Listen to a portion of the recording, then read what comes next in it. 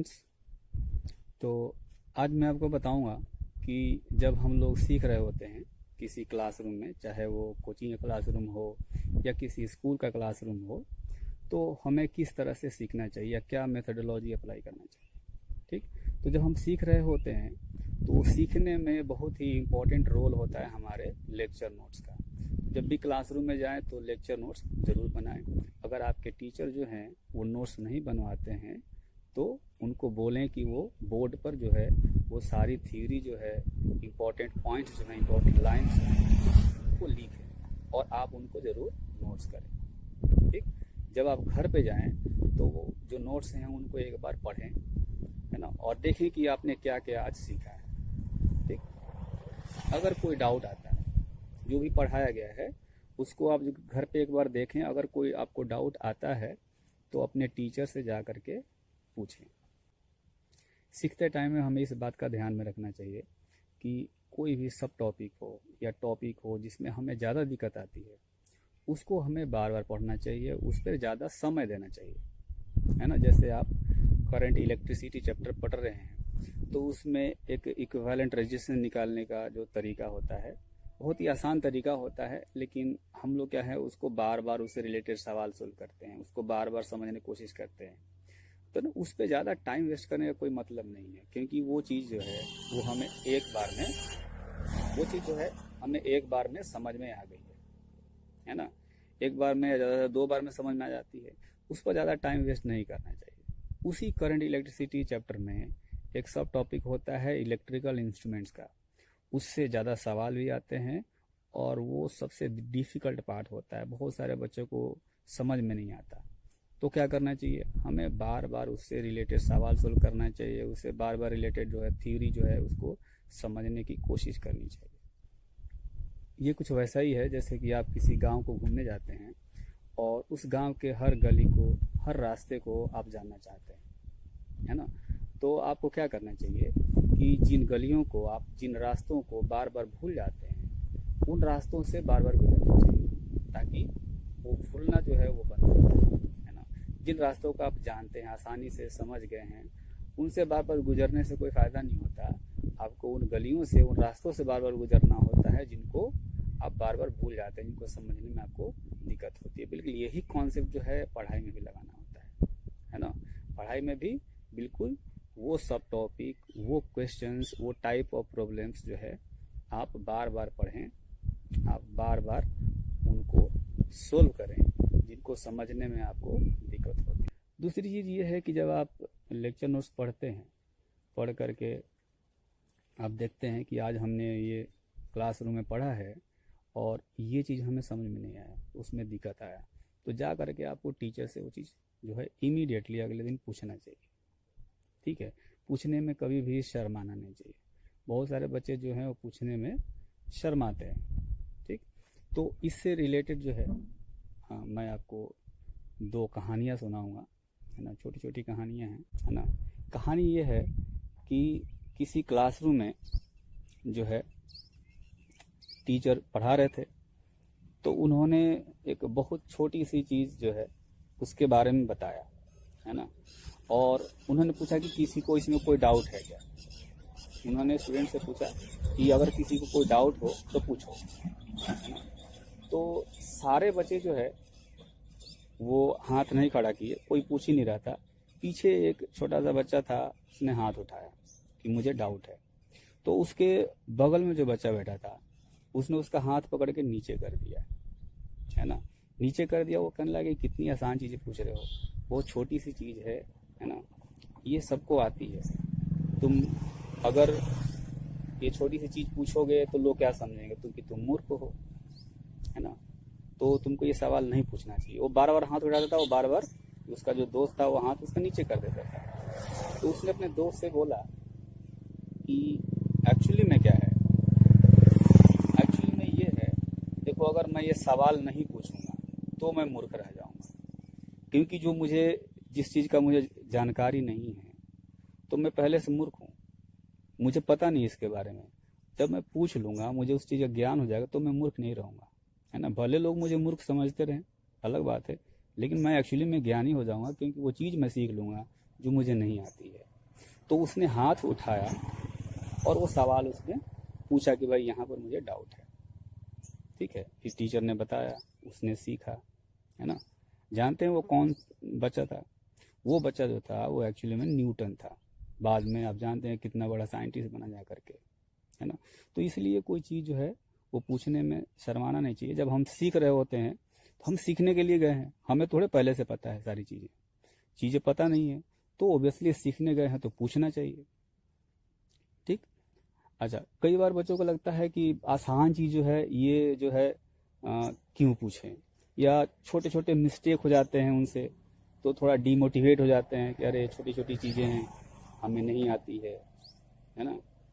तो ऐसी भी बात नहीं है कि अगर कोई छोटी छोटी चीज़ें भूल जाते हैं, मिस्टेक हो जाते हैं, तो मिस्टेक होना कोई बहुत बड़ी बात नहीं है। बड़े बड़े लोगों से मिस्टेक्स होते हैं, तो उससे कभी भी डीमोटिवेट नहीं होना चाहिए। इससे रिलेटेड भी मैं आपको एक कहानी सुनाता हूँ, है ना। ये कहानी रिलेटेड है आइंस्टाइन से। आप जानते हैं कि आइंस्टाइन जो थे वो कितने बड़े विद्वान थे। उनका आईक्यू लेवल जो है बहुत ही अच्छा था, है ना, बहुत हाई लेवल का आईक्यू था उनके पास। लेकिन वो भी देखिए छोटे से कैसे मिस्टेक करते थे। वो जिस स्टडी रूम में पढ़ते थे, है ना, वहाँ पर एक दरवाज़ा था, तो दरवाज़ा में कभी वो कुंडी नहीं लगाते थे, ऐसे ही दरवाज़ा जो है चिपका करके छोड़ दिया करते थे। तो हमेशा देखते थे कि एक बिल्ली और उस बिल्ली का एक छोटा सा बच्चा था, है ना, वो उस दरवाजे को खोल करके धक्का दे करके अंदर आ जाते थे। तो बार बार इनको डिस्टर्ब होता था, है ना।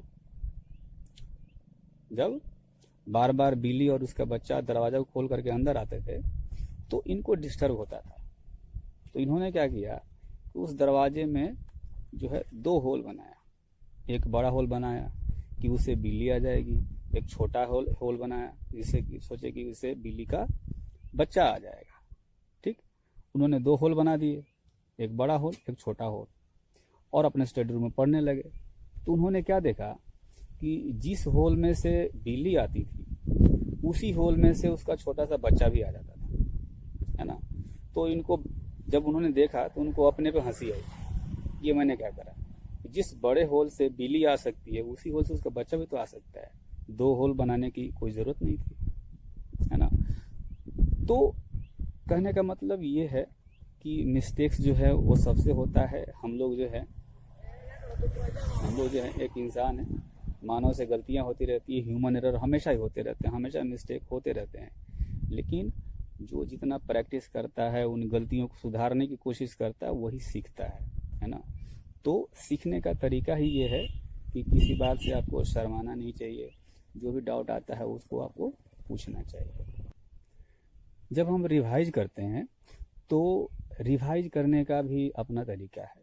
ठीक, जब पहली बार आप रिवाइज करते हैं, है ना, जैसे कि क्या हुआ कि एक बार तो हमने क्लासरूम में पढ़ा है, उसके बाद जब रिवीजन करने जाते हैं, है ना, तो पूरा जो लेक्चर नोट्स मैंने बनाने के लिए बोला था, जो आप लेक्चर नोट्स बनाते हैं उस लेक्चर नोट्स को आप बार बार पढ़िए।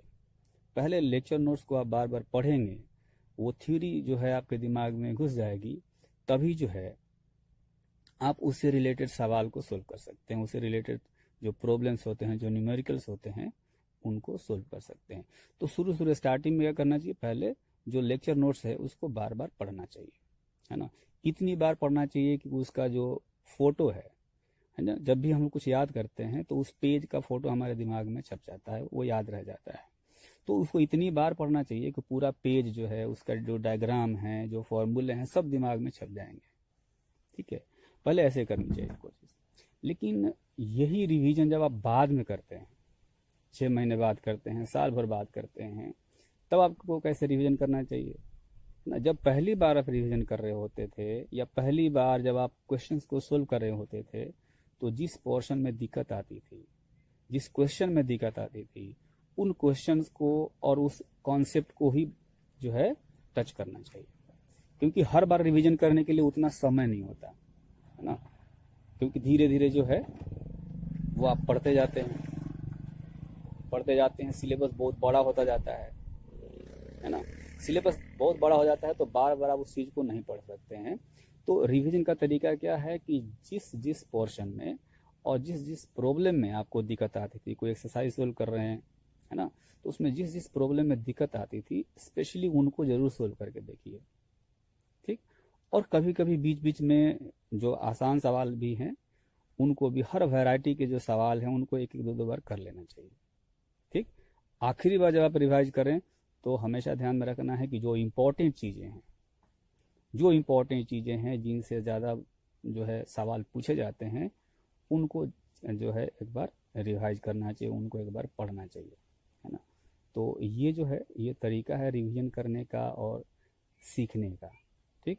तो इसमें पूरा जो है सीखने का प्रोसेस है या रिवीजन का प्रोसेस है, उसमें आपके जो लेक्चर नोट्स होते हैं वो बहुत काम आते हैं, है ना। तो जैसे कि मैं अपने क्लासरूम में जो है वो लेक्चर नोट्स बनवाता हूँ इस तरह से बच्चों का कि कभी भी अगर कोई भी पॉइंट खोजना हो, अगर कोई बच्चा सवाल सोल्व कर रहा है उसमें कोई भी दिक्कत आती है तो मैं कहता हूँ नोट्स देख लो, सारी चीज़ें उस नोट्स में मिल जानी चाहिए, है ना, हर चीज़ उस नोट्स में मिलेगा।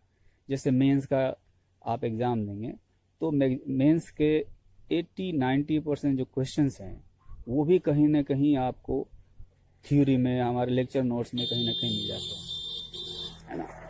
तो ये ज़्यादा ज़रूरी है कि आप लेक्चर नोट्स को बार बार जो है वो रिवाइज करते रहें, ठीक। तो जैसा कि मैंने पिछले वीडियो में बताया था, आपको ध्यान रखना है कि IIT JEE का प्रिपरेशन में ज़्यादा जो है आपको टेंशन लेने की ज़रूरत नहीं है, ठीक। रेगुलर क्लास अटेंड करें, जो होमवर्क दिया जाता है उसको ट्राई करना है, ज़रूरी नहीं कि सारे सवाल आपसे सोल्व होंगे, उसको ट्राई करें और जो भी डाउट आता है उसको अपने टीचर से जल्दी जितना हो सकता है उसको पूछ कर क्लियर करें।